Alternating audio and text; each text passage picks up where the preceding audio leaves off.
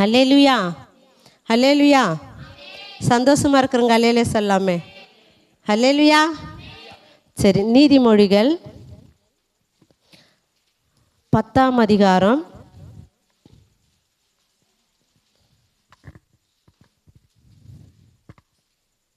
நீதிமொழிகள் 10ஆம் அதிகாரம் 9ஆம் வசனம் வாசிக்கலாமே. உத்தமமாய் நடக்கிறவன் நீதிமொழிகள் 10:29. கர்த்தரின் வழி உத்தமர்களுக்கு அரண், அக்கிரமக்காரருக்கோ கலகம். 30. நீதிமான் என்றும் அசைக்கப்படுவதில்லை, துன்மார்க்கர் பூமியில் வசிப்பதில்லை. ஹல்லேலூயா. நீதிமான் என்றும் அசைக்கப்படுவதில்லை. அப்ப நீதிமான்னா யாரு? நீதிமான் தெரிஞ்சாதான் அவங்க எப்படியாப்பட்டவங்க தெரிஞ்சாதான் அவங்க அசைக்கப்படுவதில்லைன்னு சொல்லியிருக்காங்க. இப்போ கேதுரு மரம், அப்புறம் தேவாறு மரம், இதெல்லாம் தேவ ஆலயத்தில் என்ன பண்ணாங்க, பயன்படுத்துனாங்க. அதெல்லாம் என்ன ஆகும்னா அசைக்கப்பட முடியாது. அந்த இதெல்லாம் ஒரு எந்த ஒரு நல்ல ஒரு நல்ல பலமாக இருக்கிறத எடுத்து தான் நம்ம என்ன பண்ணுவோம், யூஸ் பண்ணுவோம். அதே போல தான் நீதிமான்களும் பனையை போல செழிப்பார்கள் நீதிமான்கள் சொல்லியிருக்காங்க. அப்போது நீதிமான்னா எப்படின்னா, ஒரு உபத்திரத்தில் என்ன பண்ணாங்கன்னா, ஒரு மரம், என்ன மரம் சொல்லலாம், கேதுரு மரம் கூட எடுத்துக்கலாம். கேதுரு மரம் நல்ல ஒரு பலமுள்ள ஒரு மரம். அந்த மரத்தை எப்போ அது நல்ல ஸ்ட்ராங்கான மரம்னா எப்போ சொல்லு பார்க்கலாம். காற்றடிச்சா கீழே விழுந்துருத்து அந்த மரம் கிடையாது. அதெல்லாம் முருங்கை மரம், அப்புறம் ஏன்னா வாழை மரம், அப்புறம் காற்று வச்சா விழுத்தலாம். முருங்கை மரத்தை எடுத்து அந்த மரத்தை வச்சு எதையாவது பண்ண முடியுமா? வாழை மரத்தை எடுத்து வாழை மரத்துலேருந்து அந்த தோலை எடுத்து என்ன பண்ணுறாங்க, நிறைய பண்ணுறாங்க. ஆனால் நல்லா ஒரு பொருளை நல்ல ஸ்ட்ராங்கான பொருளை கொடுத்து நல்லா உயரம் பாய்ந்த மரத்தை எடுத்து பயன்படுத்துவாங்க. அது எப்படி இருக்கணும்னா, எவ்வளோ புயல் அடித்தாலும் எவ்வளோ காற்று அடித்தாலும் அப்படியே நீதிமானை போல நிற்கும். அப்போ நீதிமான் யாருன்னா, உபத்திர மத்தியில் நல்லா வைராகியமாக நிற்கிறவங்க தான் யார், நீதிமான். அப்போ நீதிமான் வாசிக்கலாமே. 30. நீதிமான் என்றும் அசைக்கப்படுவதில்லை, துன்மார்க்கர் பூமியில் வசிப்பதில்லை. நீதிமான் என்றுக்கும் அசைக்கப்படுவதில்லை. எவ்வளோ உபத்திரம் வந்தாலும், எவ்வளோ அவமானம் வந்தாலும், எவ்வளோ நிந்தனை பேச்சுகள் வந்தாலும் நீதிமான் என்ன பண்ண முடியாது, அசைக்கப்பட முடியாது. கீழே துன்மார்க்கன் பூமியில் வசிப்பதில்லை. துன்மார்க்க யார்? முருங்கை மரம், அப்புறம் வாழை மரம், இன்னும் மரம், பூ மரம். அந்த பூ மரம் கூட நம்ம பழுக்குன்னு உடையும். அப்போது நம்ம நீதிமானாக இருந்தால் உபத்திரப்பட்டாதான் நம்ம யார், நீதிமான். அப்போது நீதிமான்களுக்கு என்னென்ன ஆசீர்வாதம் வரும்? நீதிமானாக நம்ம வாழ்கிற வாழ்க்கையில் நிச்சயமாக நீதிமான் என்று சொன்னாவே உபத்திர மத்தியில் நடந்து போகிறவங்க தான் நீதிமான். ஆபிரகாம் ஒரு நீதிமான். எப்படி ஆபிரகாம் கடந்து வந்த பாதைகளெல்லாம் எப்படின்னா, உபத்திர மத்தியில் வரும்போது தான் ஐஸ்வர்யம் ஆகுவதற்கும் உபத்திர மத்தியில் அது சகிப்புத்தன்மையோடு நடக்கிறவன் தான் நீதிமான். அப்போ நீதிமானுடைய ஆசீர்வாதங்கள், நீதிமானுக்கு எப்படியாப்பட்ட ஆசீர்வாதங்களை கர்த்தர் கொடுக்கிறாருன்னா, இதே 10:2 வாசிக்கலாமே. அநியாயத்தின் திரவியங்கள் ஒன்றுக்கும் உதவாது, நீதியோ மரணத்துக்கு தப்புவிக்கும். நீதி என்ன பண்ணமா, மரணத்துக்கு தப்புவிக்கும். அப்போ நீ நீதிமானாக இருந்து தேவன் கொடுக்குற எல்லா காரியத்திலும் உத்தமம் நடந்தனா மரணத்துலேருந்து நீ என்ன பண்ணலாம், தப்பிக்க முடியும். இதில் எத்தனை பாயிண்ட் வருதுன்னு நம்ம பார்க்க போகிறோம். ஒரே இதுதான் அதிகாரத்தை பார்க்க போகிறோம். எத்தனை பாயிண்ட் வரப்போகுது. அப்போ நீதிமானுக்கு என்ன இல்லை, மரணம் இல்லை. அப்போ நம்ம எங்கே போயின்னா பரலோக ராஜ்யத்தில் சேர்க்கப்பட்டவர்களாக, தேவனுடைய பிள்ளைகளாக, தேவனுடைய ராஜ்யத்தில் வாழ்கிறவர்களுக்கெல்லாம் நீதிமானாக இருக்கா, அவங்களுக்கு மரணத்திலேருந்து தப்பி வைக்கப்படுகிறது. அப்புறம் 3 வாசிக்கலாமே. கர்த்தர் நீதிமான்களை பசியினால் வருந்த விடார், துன்மார்க்கருடைய பொருளையோ அகற்றி விடுகிறார். நீதிமானுக்கு என்ன இல்லை, இந்த பூமியில் நீதிமானாக வாழ்ந்தனா ஒரு பசினால் நீ வாடி போவதில்லை. ஆனால் கர்த்தருக்கு நீ உண்மையாக இருந்து, கர்த்தருடைய ராஜ்யத்திற்கு நீ உண்மையாக இருக்கும்போது நீ நீதிமானாக வாழ்ந்தனா நீ பசினால் ஒருபோதும் வாடி போத. நீ பசியாக இருந்தனா யார் மூலியமாக உனக்கு போஷித்து தேவன் உன்னை காப்பாற்றுவார். அப்போ நீ நீதிமானா இந்த பூமியில் வாழணும்னா உபத்திரம், பசின்றது எப்படி பசியாக இருக்கும்போது தான் அந்த தெரியும். அப்போ நீ பசியாக ஒரு நாள் கூட இருக்க மாட்ட. உனக்கு அப்படியே எப்படியோ ஒரு பசியில் வாடுதல் வரும்போது கூட கர்த்தர் உன்னை யார் மூலமாய் கொண்டு போஷிப்பார். அப்போ நீதிமானுக்கு மரணம் இல்லை, நீதிமானுக்கு பசி இல்லை. அப்போ பசியினால தேவன் உன்னை விடுவதில்லை. அதுக்கப்புறம் 6 வாசிக்கலாமே. நீதிமானுடைய சிரசின் மேல் ஆசீர்வாதங்கள் தங்கும், கொடுமையோ துன்மார்கனுடைய வாயை அடைக்கும். நீதிமானுக்கு என்ன இருக்கான்? சிரசின் மேலே ஆசீர்வாதம் தங்கும். சிரசுன்றது வந்து தலையில் என்ன வைப்பாங்க? ராஜாக்கள்லாம் கிரீடம் வைப்பாங்க. அப்போ தேவன் சொல்லுகிறார், அப்போ நம்மளை ராஜாவாக ஆசீர்வதிக்கிறார். என்ன ஆசீர்வதிக்க? உன் சிரசின் மேலே ஆசீர்வாதம் தங்கும். ஒருபோதும் நீ ராஜா ஒரு மேன்மையை இழக்காதபடிக்கு தேவன் என்ன பண்ணுறாரு? நம்மளை நடத்துகிறார். அப்போ நம்ம நீதிமான வாழும்போது மரணம் நம்மளிடத்துல இல்லை, பசி நம்மளிடத்துல தாக்குவதில்லை. அப்புறம் நீ உன் சிரசில் ஆசீர்வாதம் தங்கும். உன் சிரசுன்றது வந்து உன் சந்ததி வரைக்கும் அந்த ஆசீர்வாதத்தை தங்கும் என்று கர்த்தர் சொல்லுகிறார். அப்போ நீதிமானுடைய சிரசில் மேல் ஆசீர்வாதம் தங்கும்னு சொல்லுகிறார். அப்போ நீதிமான நம்ம வாழ என்ன பண்ணா? நம்மளுக்கு வருகிற உபத்திரத்தில் நம்ம நிலையாக நிற்கும்போது தான் நம்ம நீதிமானாய் மாறுகிறோம். அப்புறம் 7 வாசிக்கலாமே. நீதிமானுடைய பேர் புகழ்பெற்று விளங்கும், துன்மார்கனுடைய பேரோ அழிந்து போம். நீதிமானுடைய பேர் புகழ்பெற்று விளங்கும். நீ என்னதான் நீ சில பேருக்கு நன்மை எவ்வளவோ செஞ்சாலும் அவங்களுக்கு என்ன வராது? ஒரு புகழ்ச்சியாக வராது. இவங்க நல்லா செஞ்சாங்க அப்படின்னு சொல்லிட்டு கூட மனுஷனால் ஒரு வார்த்தை கூட வெளியே வராது. ஆனால் நீ கர்த்தருக்கு நீ நீதிமானாக இருந்தனா நீ செய்யும்போது உன் பேர் என்ன பண்ணா? புகழப்படும். அநேக ஸ்திரீக்குள்ளே உன்னை நீ ஆசீர்வதிக்கப்பட்டவள் என்று சொல்லிட்டு ஆசீர்வாதங்களை நம்மளுக்கு பெறுவதற்கு என்ன பண்ணுனா, நம்ம பேரை புகழ்படுத்துவதற்கு நம்ம நீதிமானுடைய பிள்ளைகளாக நம்ம வாழணும். நீதிமான் யாருன்னா இயேசு கிறிஸ்து. அவருடைய பிள்ளைகள் நாமளை எப்படி இருக்கணும்? நீதிமானாக வாழும்போது உன் பேர் புகழும். அப்போ உனக்கு புகழ்ச்சி வரணும்னா நீ நீதிமானாக வாழணும். அப்போ நீதிமானாக வாழனா அந்த உபத்திர மத்தியில் நீ பொறுமையாக இருக்கணும். அப்போ நீ பொறுமையாக இருக்கும்போது தான் கர்த்தர் தருகிறாரு, உனக்கு புகழ்ச்சி கொடுக்கிறாரு. எந்த மனுஷனுடைய வாயிலிருந்தோ எந்த ஒரு மனுஷனையோ புகழ முடியாது. ஆனால் கர்த்தர் ஒரு மனுஷனை புகழ நினைச்சாருன்னா எப்படியாப்பட்ட துன்மார்க்க வாயிலிருந்து அந்த புகழ்ச்சியை கொண்டு வந்துடும். அப்போ நம்ம நீதிமானாக இருக்கும் வேலையில் கர்த்தர் நம்ம பேரை புகழ்ச்சிவார்.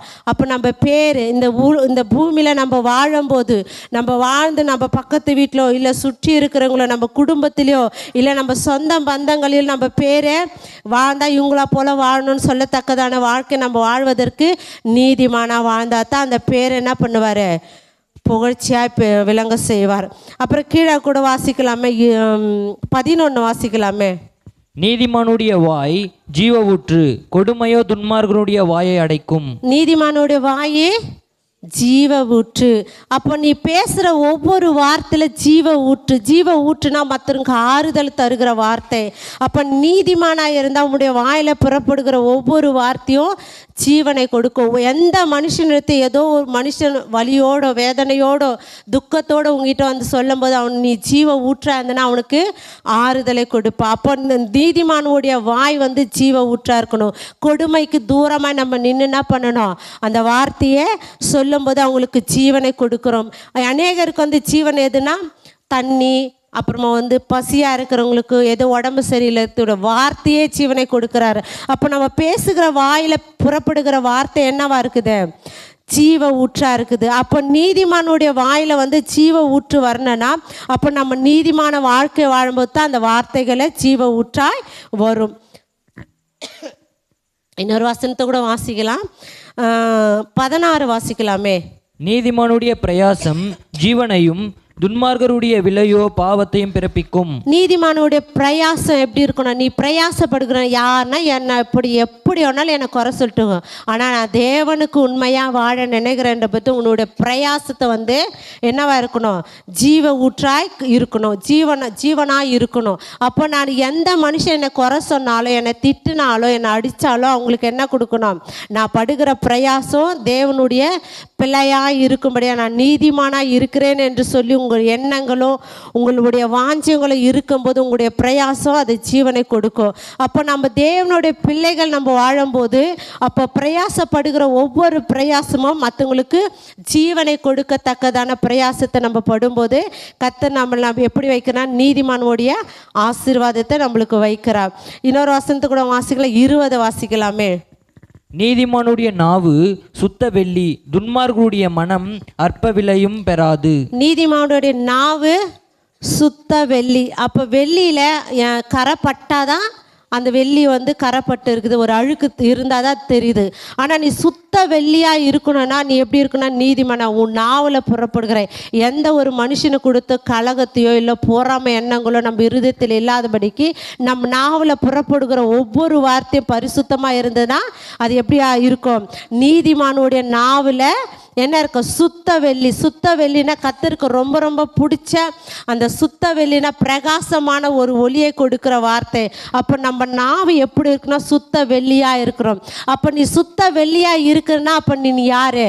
நீதிமானாக இருக்கிற. அப்போ நீதிமானுடைய நாவுகள் சுத்த வெள்ளியாக இருக்கிறது. அப்போ நாமும் தேவனுக்கு பிரியமான வார்த்தைகளோ இல்லை எந்த மனுஷனுடைய மனசை உடைக்காத தக்கதான வார்த்தைகள் நம்ம பேசும்போது நம்மளாம் சுத்த வெள்ளியாக இருக்கிறோம். அப்போ நம்ம நாவுகள் யாரால நிரப்பப்பட்டு இருக்குன்னா தேவனுடைய வார்த்தைனால நிரப்பப்பட்டு இருக்கு. 21 கூட வாசிக்கலாமே. நீதிமானுடைய உதடுகள் அநேகரை போஷிக்கும், மூடரோ மதீனத்தினால் மாளுவார்கள். எப்படி? நீதிமானுடைய உதடுகள் அநேகரை போஷிக்கும். நம்ம பேசுகிற வார்த்தை, நாவு, அப்புறம் வாய், உதட்டு. அப்போ நம்ம எங்கே நம்மளோட தோற்றங்கள் எங்கே தெரிகிறதுனா முகத்தில் தான் நம்ம தோற்றம் இருக்கு. ஒருத்தர் மேலே கோபமாக இருந்தால் முகத்தில் தோற்றம் தரும். ஒருத்தர் சந்தோஷமாக இருந்தால் அந்த முகத்தில் தோற்றம் தரும். வருத்தமாக இருந்தால் வலி, எந்த ஒரு தோற்றமாக எங்கே தெரியும்னா முகத்தில் தெரியும். அப்போ நீ நாவில் பேசுகிற வார்த்தையும் அப்புறம் நீங்கள் வாயில் பேசுகிற வார்த்தையும் உதட்டில் பேசுகிற வார்த்தையும்னா இருக்குது போஷிக்கிறீங்க. ஒவ்வொரு மனுஷனும் நம்ம என்ன பண்ணுறோம்? நம்ம பேசுகிற வார்த்தைனால போஷிக்கிறோன்னா எப்படியாப்பட்ட சூழ்நிலை அவங்கள எவ்வளோ வறுமை இருந்தாலும் என்ன பண்ணுறோம்? நம்ம போஷித்து அவங்கள நடத்துகிறோம். அப்போ நீதிமான உதடுகளை அநேகரே போஷிக்கும். ஒருத்தர் மட்டும் நம்ம போஷிக்கல, அநேகர் அந்த வார்த்தை சத்தியத்தை சொல்லுகிறவங்க தான் போஷிக்கப்பட்டுங்க. தேவனுடைய ராஜ்யத்தை குறித்து நம்ம சொல்ல சொல்ல சொல்ல அவங்களுக்கு ஜீவனை கொடுத்து போஷிக்குது. அப்போ நம்ம உதடுகள் எப்போதும் தேவனுடைய வார்த்தைக்காக அசைக்கும் போது அவங்கள போஷித்து நம்ம நடத்துகிறோம். இன்னொரு வசனத்தை கூட வாசிக்கலாம், 28. நீதிமான்களின் நம்பிக்கை மகிழ்ச்சியாகும், துன்மார்க்கருடைய அபேட்சையோ அழியும். நீதிமான் நம்பிக்கை என்ன இருக்கா? மகிழ்ச்சி. அப்போ நீ நீதிமான இருந்தால் மற்றவர்களுடைய வாழ்க்கைக்கு நம்பிக்கை கொடுக்க கொடுக்க கொடுக்க அவங்க வாழ்க்கை செழிப்பான ஒரு மகிழ்ச்சிக்குள்ளே கொண்டு போய் நிறுத்துவார். அப்போ நம்ம நீதிமானாக இருக்கிற வேலையில் அவங்களுக்கு என்ன கொடுக்கணும்? நம்பிக்கை.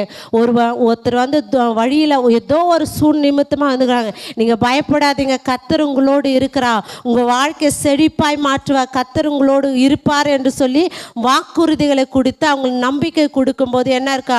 அவங்க மன மகிழ்ச்சி எப்படி இருக்குன்னா, மகிழ்ச்சியாக இருக்குன்னா அவங்க உள்ளெல்லாம் பொங்கும். ஏதோ ஒரு சூழ்நிலை, யாருக்கோ ஒரு வியாதி இருக்குதுன்னா அவங்க சொல்லுவாங்க, எனக்கு பயமாக இருக்குது, இந்த வியாதி என்னை விட்டு விலக மாட்டேங்குது, நீ கவலைப்படாத, கர்த்தர் உன்னோடு இருக்கிற, நீ நம்பிக்கையாக இரு, ஒருபோது விசுவாசத்து விலகாத, அவர் நீ முழுசாக நம்பு அப்படின்னு சொல்லும்போது அவங்க மனசில் ஒரு சந்தோஷம் வரும். அவங்க வலியோடு வரும்போது, அவங்க பயந்து வரும்போது இந்த வார்த்தைகளை சொல்ல, நம்பிக்கையான வார்த்தைகளை பேச பேச அவங்களுக்குள்ள என்ன இருக்கும்? மகிழ்ச்சியை கொண்டு வருகிறார். இன்னொரு வசனத்தை கூட வாசிக்கலாம், 30 தான் அது நம்ம இது பண்ணது. நீதிமான் என்றும் அசைக்கப்படுவதில்லை. அப்போ இந்த ஆசீர்வாதத்திற்கெல்லாம் வருவதற்கெல்லாம் நம்ம உபத்திரத்தில் நீதிமானனாவே உபத்திர மத்தியில் இருக்கிற வேலையில் இப்படி என்றைக்கும் அசைக்கப்படுவதில்லை. எந்த மனுஷன் நம்மளுக்கு விரோதமாக செயல்பட்டாலும் விரோதமாக எழுந்தாலும் நம்ம நீதிமான தேவனுக்கு உண்மையா, பரிசுத்த ஆவியானவருக்கு உண்மையா, என் வழியிலெல்லாம் கர்த்தருக்கு நான் பிரியமாய் நடக்கிறேன்றவங்க வாழ்க்கையில் எந்த மனுஷன் உங்களை அசைக்க கூட முடியாது. ஒரு தலையில் இருக்கிற ஒரு முடி கூட ஒரு மனுஷனால் எடுக்க முடியாது. அப்போ எடுக்காத இருக்கிறதுக்கு நம்ம நீதிமானா தேவனுக்கு உண்மையாக வாழ்ந்தனா உன் வாழ்க்கை இந்த பூமியில் நீதிமானாக வாழ்கிறது. அப்போ 31 வாசிக்கலாமே. நீதிமானுடைய வாய் ஞானத்தை வெளிப்படுத்தும், மாறுபாடு உள்ள நாவோ அறுப்புண்டு போம். நீதிமானுடைய வாய் என்ன பண்ணுது?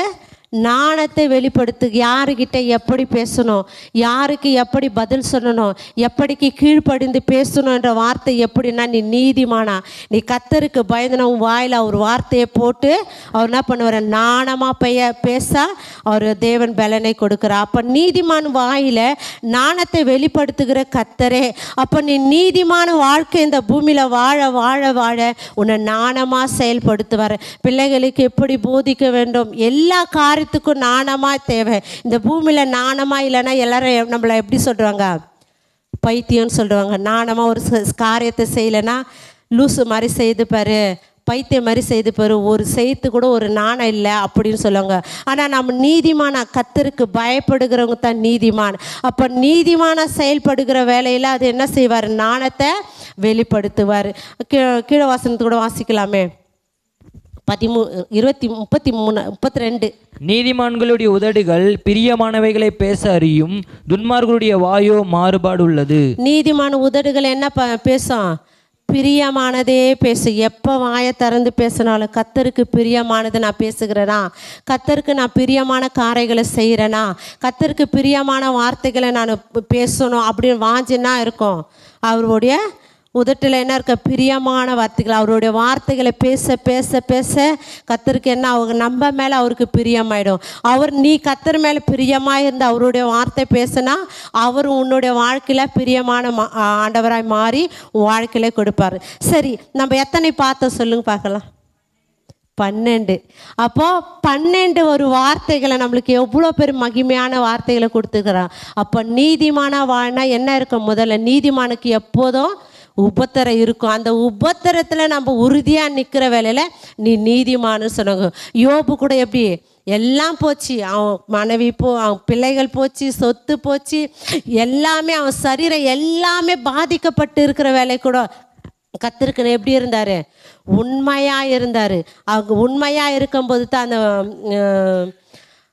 எபிரேய புத்தகத்தில் பட்டியலில் வருவாங்க, இவங்க விசுவாசம் உள்ளவர்கள் அப்படின்னு சொல்லிட்டு வராங்க. அப்போ யோபுக்கு இருந்த பொறுமை நம்ம இருதயத்திலும் இருக்க வேண்டாம். அந்த வசனத்தை வாசிக்கலாமே, யோபு புத்தகம் எடுக்கலாமே, யோபு 1:8 வாசிக்கலாமே. கர்த்தர் சாத்தானை நோக்கி, என் தாசனாகிய யோபுவின் மேல் கவனம் வைத்தாயோ, உத்தமனும் சன்மார்க்கனும் தேவனுக்கு பயந்து பொல்லாப்புக்கு விலகுறமாகிய அவனை போல் பூமியில் ஒருவனும் இல்லை என்றார். என்னவா, உத்தமன் சன்மார்கன் தேவனுக்கு பயந்தவன் பொல்லாப்புக்கு விலகினவன் பூமியில் ஒருவனும் இல்லை. அப்போ நீ கர்த்தருக்கு இது எல்லாம் எப்படின்னா, அவன் நீதிமான கர்த்தர் அவர் சொல்லுவார், யோபு சொல்லுவார், என் பிள்ளைகள் ஒரு வேளை எதையாவது பாவம் செஞ்சுருப்பாங்களான்னு சொல்லிட்டு தேவ சமூகத்தில் போயிட்டு பலியை செலுத்துவாங்க. அப்போ அவனுக்குள்ளே இருக்கிறது நான் நீதிமான ஒரு வாழ்க்கை வாழ்ந்ததாக. நீதிமானா கர்த்தருக்கு பயப்படுகிறவங்க தான் நீதிமான். அவங்க சந்ததி ஆசீர்வதிக்கப்படனா நீ நீதிமானா வாழணும். அப்போ நீதிமானா வாழ்னா கர்த்தருக்கு பயந்து பயந்து எல்லா காரியத்திலும் பயந்து, இது தேவனுக்கு பிரியமானது, இது தேவனுக்கு பிரியமானதா, தேவனுக்கு பிரியமானதா, தேவனுக்கு பிரியமானதா. அப்போ இருதயத்தில் நான் நீதிமானா வாழ நினைக்கினா, அப்போ நம்ம கர்த்தருக்கு பயந்து நடக்கும் வேளையில் கர்த்தர் நம்மளை எப்படி மாற்றுகிறார், நீதிமானாய் மாற்றுகிறார். அப்போ அந்த 12 சொல்லுங்க பார்க்கலாம். ஃபர்ஸ்ட் என்னது, மரணம் இல்லை, அப்புறம் பசினால இல்லை, அப்புறம் நீதிமான ஆசீர்வாதம் தருவார் சிரசின் மேலே, அப்புறம் புகழ்ச்சி தருவார், அப்புறம் ஜீவ ஊற்று, அப்புறம் என்னது, எத்தனாவது, 6வது நீதிமான பிரயாசம், ஜீவனை ஜீவனை உண்டாக்கும், அப்புறம் சுத்த வெள்ளி, அப்புறம் அநேக போஷிக்கும், அப்புறம் ஆமேன், அப்புறம் அப்புறம் அப்புறம் இதுக்கு மொத்தம் சேர்த்து என்ன, நீதிமான் உதட்டில் என்ன இருக்குன்னா பிரியமான வார்த்தைகளை கொடுக்க கொடுக்க கொடுக்க, தேவனுக்கு பிரியமான வார்த்தைகளை பேச பேச பேச அவங்க யாரும் தேவனை அவங்களோட வாழ்க்கை பட்டு போகாது. அவங்க வாழ்க்கையில் எப்போதும் ஆசீர்வாதத்தை கொடுப்பாரு. அந்த சந்ததி ஆசீர்வதிக்கப்பட்டு இருக்கும்.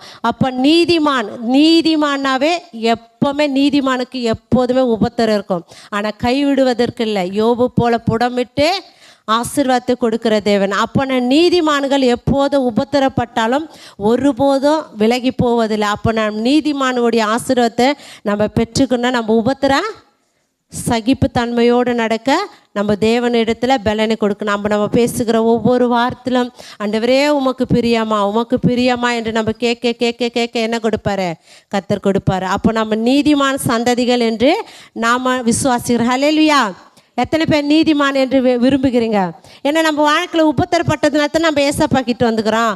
ஒவ்வொரு வாழ்க்கையில் ஒவ்வொரு உபத்திரப்பட்டதுனால நம்ம தேவனை தேடி வந்திருக்கிறோம். அப்போ அந்த உபத்திரத்துலேருந்து நம்மளுக்கு விடுதலை கொடுத்து நம்மளை நீதிமானாக வைத்திருக்கிற நம்ம நீதிமானுடைய சந்ததி. அப்போ நம்ம நீதிமான என்றைக்கும் அசைக்கப்படுவதெல்லாம் உங்கள் சந்ததி மேலே எந்த ஒரு பொல்லாப்பு நேரிடாதபடிக்கு தேவன் பாதுகாக்கிற. எல்லா முழங்கால் படிடலாமே.